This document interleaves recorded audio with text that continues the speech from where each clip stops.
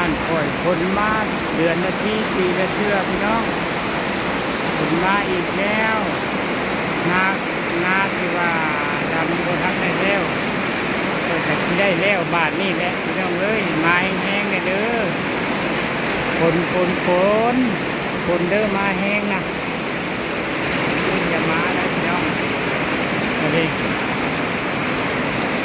เดี๋ยวไปเบิ่งทุ่งนากายกอยากให้คนมาอยากให้น้ำลายพี่น้องเอ้ยลมบ่อแห้งกันใดเด้อลมเด้อคอยสีหนาวไว้ท่านก็ให้แต่คนนั่นแหละมานะฝน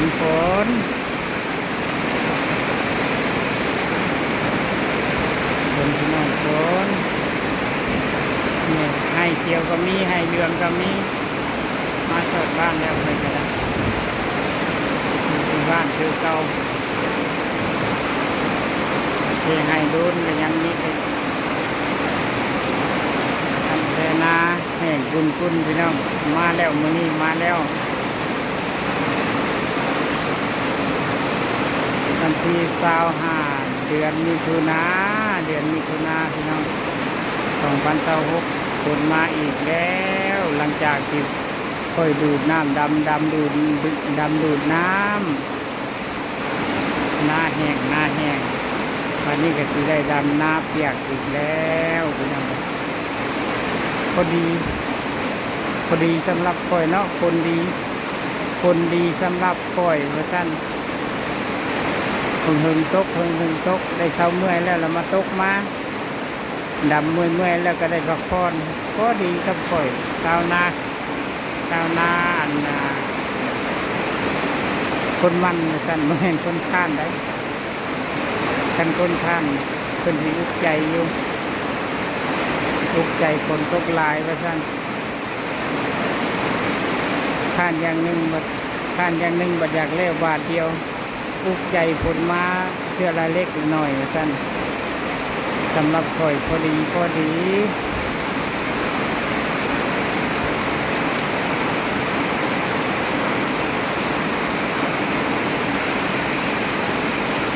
นอนฟังเสียงฝนหวานนี่ก็ได้หลังจากที่เมียนเซ็ตซับเรียบร้อยท่าน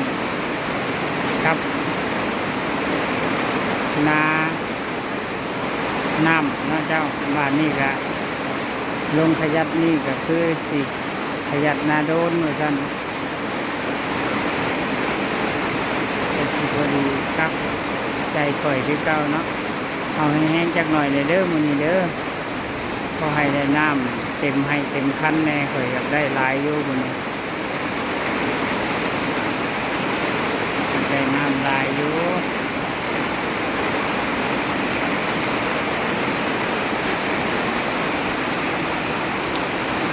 ฟังเสียงคนอยู่เพื่อนกับพวกฟังมาคอยดูคนบนฟ้าคอยดูฟ้าบนฝน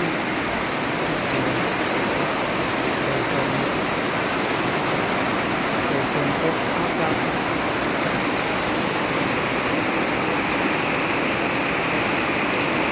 ลมสีห้วยท่านเลขสีห่าง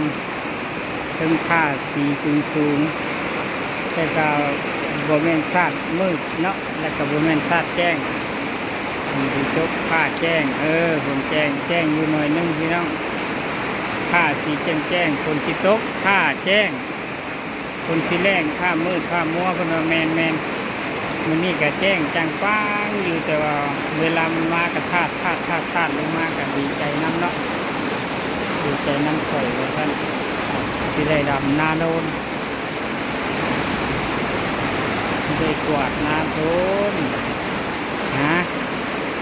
ยกก้อยตำนี้ก่อนนะเจ้าไปต่ออีพีหน้าขอบใจเพื่อนFC สู้ดีใจน้ำชาวนาตาดำมาสั่นขอบใจเฮงๆปังๆบาย